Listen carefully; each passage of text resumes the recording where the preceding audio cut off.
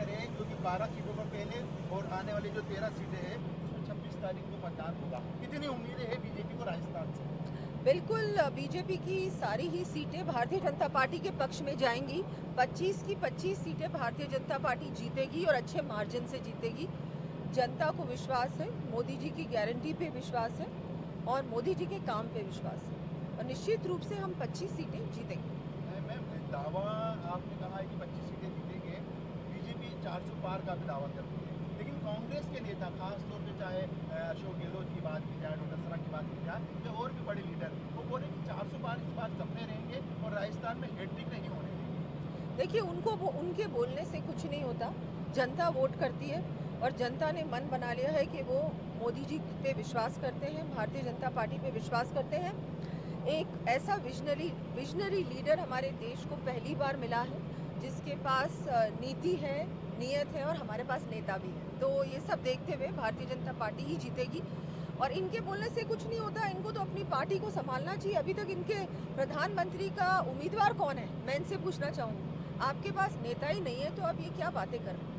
Ma'am, एक बड़ा issue है कि आपकी पार्टी ने संकल्प पत्र जारी किया है और उन्होंने न्याय पत्र, लेकिन जो कांग्रेस का मैनिफेस्टो है उस पर लगातार सवाल उठ रहे हैं, खासतौर पर आरक्षण को लेकर पिछले दिनों जिस प्रकार की बातें कही गई थी कांग्रेस नेताओं द्वारा, और अब ये सवाल ये उठ रहा है कि जो कांग्रेस का मैनिफेस्टो है उसमें कहीं ना कहीं जो आम व्यक्ति की संपत्ति की जाँच की बात की गई है, प्रधानमंत्री जी ने भी कई बार ये बात कही है। आपको लगता है इस प्रकार का मैनिफेस्टो के बाद जनता वोट दे पाएगी कांग्रेस? नहीं, बिल्कुल नहीं। वो मेरे को तो ये समझ में नहीं आ रहा कि वो लोगों की संपत्तियों की जांच क्यों करवाना चाहते हैं। इससे उनकी क्या मानसिकता है? साफ साफ दिखता है कि वो इसमें कुछ इनका कोई षड्यंत्र है और इस तरह से आप जांच करा रहे हो। फिर क्या इन संपत्तियों का क्या करने वाले हो आप, किसको देने वाले हो आप? ये बहुत ही गलत है और ये जो इनकी मंशा है वो बिल्कुल साफ नहीं है, नीयत बिल्कुल साफ नहीं है। प्रिया कुमारी जी, एक बड़ा सवाल ये भी है कि कांग्रेस के नेता खासतौर पर चाहे अशोक गहलोत जी हो, ये बात कहते नजर आए कि यदि बीजेपी की सरकार, मोदी सरकार वापस देश में आई तो कहीं ना कहीं आरक्षणों को खतरा है, संविधान को खतरा है, लोकतंत्र को खतरा है। लेकिन मोदी जी ने हाल ही में राजस्थान में जो 2 सभाएं करी उसमें साफ तौर पर कहा कि ना तो आरक्षण को कोई खतरा है, ना आरक्षण में बदलाव होगा, ना संविधान में कोई बदलाव होगा। आप बिल्कुल, हमारे प्रधानमंत्री जी मोदी जी ने साफ साफ कहा है कि ना आरक्षण हटेगा और ना संविधान को कोई भी खतरा है। इससे ज़्यादा मुझे लगता है किसी को कुछ कहने की आवश्यकता नहीं। हमारे सबसे बड़े लीडर ने ये बात साफ कर दी है।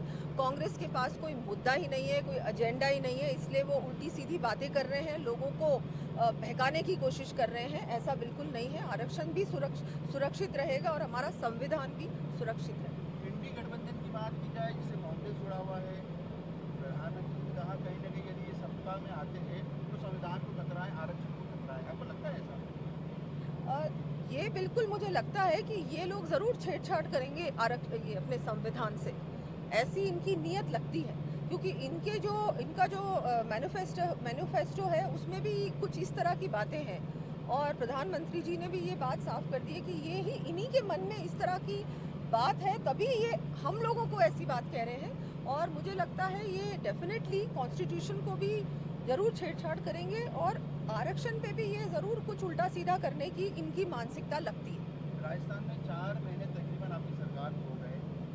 पिछली जो गवर्नमेंट की, जो गहलोत सरकार थी, इन चुनावों में, क्योंकि देश के चुनाव में राजस्थान के कौन से बड़े मुद्दे हैं जिसके आधार पर बीजेपी को यहाँ की जनता वोट दे सकती है? देखिए, राजस्थान में जब जैसे ही हमारी सरकार आई है तुरंत ही जो हमारा सबसे बड़ा जो एनआरसीपी का मुद्दा था, पानी का मुद्दा था, हाँ, वो सबसे पहले तो हमारे मुख्यमंत्री जी ने मध्य प्रदेश के मुख्यमंत्री जी के साथ बैठकर उस पर हस्ताक्षर किया है।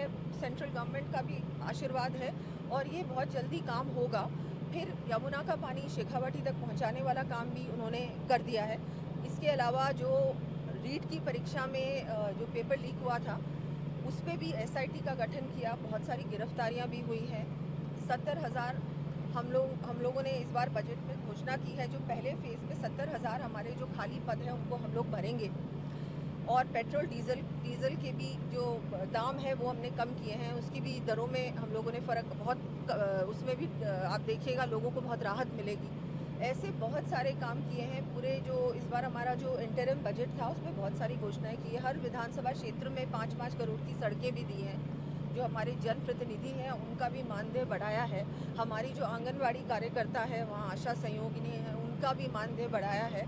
ये जो हमारे ग्रास रूट वर्कर्स हैं उनके बारे में भी सोचा है। जी मैम, आप चूँकि 25 जो लोकसभा सीटें हैं लगातार आप दौरे कर रहे हैं, अलग अलग लोकसभा क्षेत्रों में भी गए।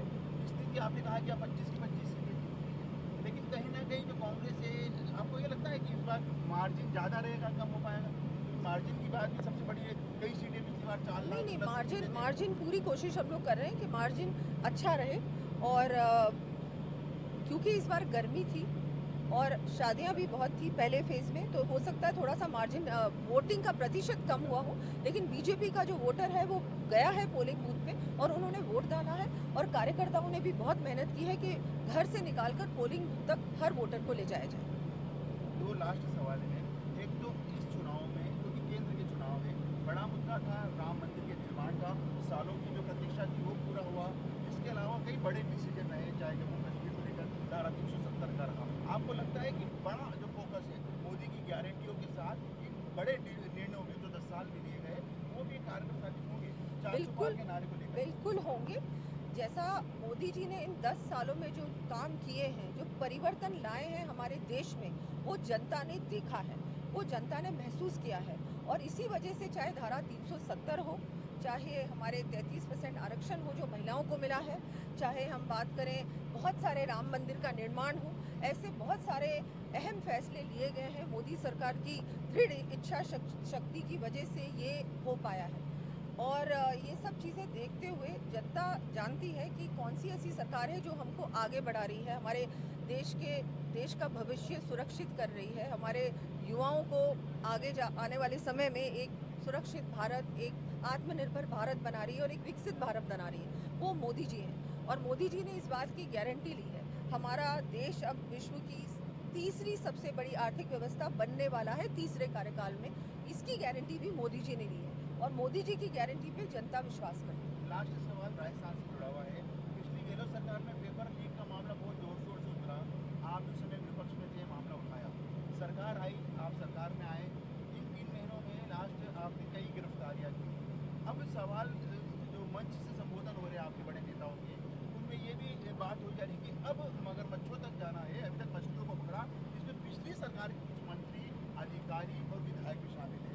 क्या लगता है आपको? देखिए, जो हो सकती है? बिल्कुल, अगर इसमें कोई भी इन्वॉल्व होगा, चाहे वो कितना ही बड़ा मंत्री रहा हो या नेता रहा हो, अगर इन्वॉल्व है इन चीज़ों में तो बिल्कुल उनको भी जेल में बंद किया जाएगा। किसी भी प्रकार का युवाओं के साथ जो गलत हुआ है, अन्याय हुआ है, वो हमारी सरकार नहीं सहने वाली। जी। आपने